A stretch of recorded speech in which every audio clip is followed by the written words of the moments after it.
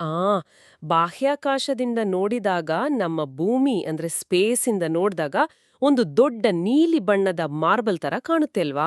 ಅಷ್ಟು ನೀರಿದೆ, ನಮ್ಗೇನು ಪ್ರಾಬ್ಲಮ್ ಇಲ್ಲ ಅಂತ ಅನ್ಸ್ಬಹುದು. ಬನ್ನಿ ಇವತ್ತು ಈ ನೀರಿನ ಅಸಲಿ ಕಥೆಯನ್ನ ಬಿಡಿಸಿ ನೋಡೋಣ. ಖಂಡಿತ.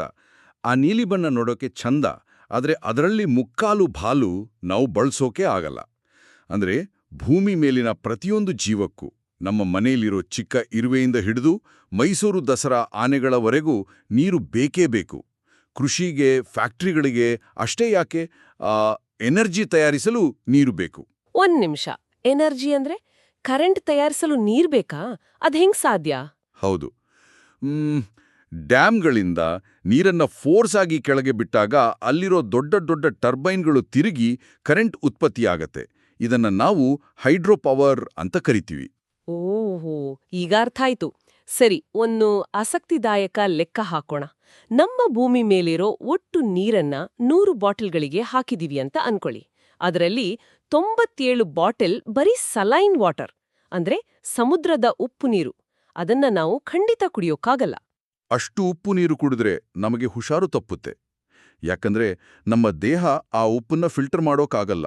ಹಾಗಾಗಿ ಉಳಿದಿರೋ ಆ 3 ಬಾಟಲ್ ಮಾತ್ರ ನಮಗೆ ಸಿಗುವ ಸಿಹಿ ನೀರು, ಅಂದ್ರೆ fresh water. 3 bottle fresh water.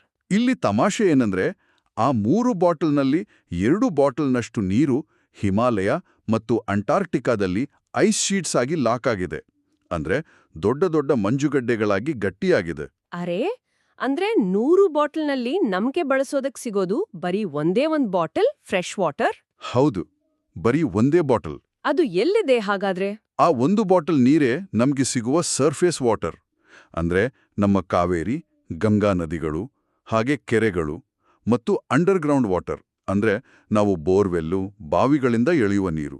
ಕೇವಲ ಒಂದು ಬಾಟಲ್ ಅಂದ್ರೆ ನಾವದನ್ನ ಬಂಗಾರದ್ ತರ ನೋಡ್ಕೋಬೇಕು. ಆದ್ರೆ ನಾನು ಸ್ಕೂಲ್ ಹತ್ರ ನೋಡ್ತೀನಿ, ಜನ ಪೈಪ್ ಹಿಡಿದುಕೊಂಡು ಕಾರ್ ತೊಳೆಯೋದು, ಟ್ಯಾಪ್ ಆನ್ ಬಿಟ್ಟು ಬ್ರಷ್ ಮಾಡೋದು ಮಾಡ್ತಾರೆ. ಹೌದು, ಇದು ತುಂಬಾ ಬೇಸರದ ಸಂಗತಿ. ಜೊತೆಗೆ ಆ ಫ್ಯಾಕ್ಟ್ರಿಗಳು ಬಣ್ಣ ಬಣ್ಣದ ಕೆಮಿಕಲ್ಸ್ನ ಕೆರೆಗಳಿಗೆ ಬಿಡ್ತಾವೆ. ಇದರಿಂದ ನೀರು ಹಾಳಾಗಲ್ವಾ? ಇದೇ ದೊಡ್ಡ ಪ್ರಾಬ್ಲಮ್. ಆ ಕೆಮಿಕಲ್ಸ್ ನೀರಿಗೆ ಸೇರಿದಾಗ ನೀರಿನಲ್ಲಿರೋ ಆಕ್ಸಿಜನ್ ಎಲ್ಲ ನಾಶ ಆಗುತ್ತೆ. ಪಾಪ ಮೀನುಗಳಿಗೆ ಉಸಿರಾಡೋಕ್ಕಾಗಲ್ಲ. ಅಯ್ಯೋ ಪಾಪ. ಹೌದು, ನಾವು ಎಷ್ಟೇ ಪ್ಯೂರಿಫೈ ಮಾಡಿದ್ರೂ ಆ ನೀರು ಕುಡಿಯಲು ಯೋಗ್ಯವಾಗಿರಲ್ಲ. ಇದನ್ನ ವಾಟರ್ ಪೊಲ್ಯೂಷನ್ ಅಂತೀವಿ. ಇದರಿಂದಾನೇ ನಮಗೆ ವಾಟರ್ ಸ್ಕ್ಯಾರ್ಸಿಟಿ ಅಥವಾ ನೀರಿನ ಕೊರತೆ ಶುರುವಾಗೋದು. ಅಂದ್ರೆ ನಮ್ಮ ಬಳಿ ಇರೋದೇ 1 ಬಾಟಲ್ ನೀರು, ಅದಕ್ಕೂ ನಾವು ಮಣ್ಣು ಹಾಕಿ ಹಾಳು ಮಾಡ್ತಿದೀವಿ ಅಂತಾಯ್ತು. ನಿಜ. ಹಾಗಾದ್ರೆ ಇದನ್ನ ತಡಿಯಕ್ಕೆ ನಮ್ಗೇನಾದ್ರೂ ಸೂಪರ್ ಪವರ್ಸ್ ಬೇಕಾ? ಸೂಪರ್ ಪವರ್ಸ್ ಬೇಡ, ಸ್ವಲ್ಪ ಬುದ್ಧಿ ಉಪಯೋಗಿಸಿದ್ರೆ ಸಾಕು. ನೂರಾರು ವರ್ಷಗಳ ಹಿಂದೆಯೇ ರಾಜಸ್ಥಾನ ಮತ್ತು ಗುಜರಾತ್ನ ಜನ ಇದಕ್ಕೊಂದು ಅದ್ಭುತ ಐಡಿಯಾ ಮಾಡಿದ್ರು. ಅದೇ ಸ್ಟೆಪ್ ವೆಲ್ಸ್. ಓ, ಆ ಮೆಟ್ಟಲುಗಳಿರೋ ಬಾವಿ, ಅದನ್ನ ಬಾವಾಡಿ ಅಂತ ಕೂಡ ಕರೀತಾರಲ್ವಾ? ನಾನು ಫೋಟೋದಲ್ಲಿ ನೋಡಿದ್ದೀನಿ. ಹೌದು, ಅದೇ ಬಾವಾಡಿ. ಭೂಮಿ ಒಳಗೆ ಯಾವುದೋ ದೊಡ್ಡ ಅರಮನೆ ಕಟ್ಟದ ಹಾಗೆ ಇರುತ್ತೆ. ಆದ್ರೆ ಮಾಮೂಲಿ ಕೆರೆ ಕಟ್ಟುವ ಬದಲು ಯಾಕೆ ಆ ರೀತಿ ಆಳವಾಗಿ ಕಟ್ತಿದ್ರು? ಯಾಕಂದ್ರೆ ರಾಜಸ್ಥಾನದಲ್ಲಿ ಭಾರೀ ಬಿಸಿಲು. ನೀರು ಮೇಲೆ ಇದ್ರೆ ಬೇಗ ಆವಿಯಾಗಿ ಹಾರಿ ಹೋಗುತ್ತೆ. ಬಾವಿ ಆಳವಾಗಿದ್ದಾಗ ನೀರು ತಂಪಾಗಿರುತ್ತೆ. ಅಂದ್ರೆ ಸೂರ್ಯನ ಬಿಸಿಲು ನೇರವಾಗಿ ಬೀಳಲ್ಲ. ಕರೆಕ್ಟ್. ಜೊತೆಗೆ ಆ ನೀರು ನಿಧಾನವಾಗಿ ಭೂಮಿಯೊಳಗೆ ಇಳಿದು ಅಂಡರ್ಗ್ರೌಂಡ್ ವಾಟರ್ ಲೆವೆಲ್ ಕೂಡ ಹೆಚ್ಚಾಗುತ್ತೆ. ಭಲೆ, ಇದೇ ಅಲ್ವಾ ಅಸಲಿಯಾದ ರೇನ್ ವಾಟರ್ ಹಾರ್ವೆಸ್ಟಿಂಗ್? ಹೌದು. ಇಂದಿನ ಕಾಲದಲ್ಲಿ ನಾವು ಮೆಟ್ಟಲುಗಳ ಬಾವಿ ಕಟ್ಟಲ್ಲ. ಆದ್ರೆ ಮನೆಯ ಛಾವಣಿ ಮೇಲೆ ಬೀಳುವ ಮಳೆ ನೀರನ್ನ ಪೈಪ್ ಮೂಲಕ ಹಿಡಿದು ಫಿಲ್ಟರ್ ಮಾಡಿ ಭೂಮಿಯೊಳಗೆ ಬಿಡ್ತೀವಿ. Super idea. ಇದರ ಜೊತೆಗೆ ಇನ್ನೊಂದು ನ್ಯಾಚುರಲ್ ಟೆಕ್ನಿಕ್ ಅಂದ್ರೆ ಮರಗಳನ್ನ ಬೆಳೆಸೋದು. ಒಂದ್ ನಿಮಿಷ, ಮರಗಳು ಹೇಗೆ ನೀರನ್ನ ಸೇವ್ ಮಾಡ್ತವೆ? ಅವು ಉಲ್ಟಾ ಭೂಮಿಯಲ್ಲಿರೋ ನೀರನ್ನ ಕುಡಿತವೆ ಅಲ್ವಾ? ಮರಗಳು ನೀರು ಕುಡಿಯುತ್ತೆ ನಿಜ, ಆದ್ರೆ ಅವುಗಳ ಬೇರುಗಳು ಭೂಮಿಯೊಳಗೆ ಹೋಗಿ ಗಟ್ಟಿ ಮಣ್ಣನ್ನ ಸಿಡ್ಲ ಮಾಡುತ್ತವೆ.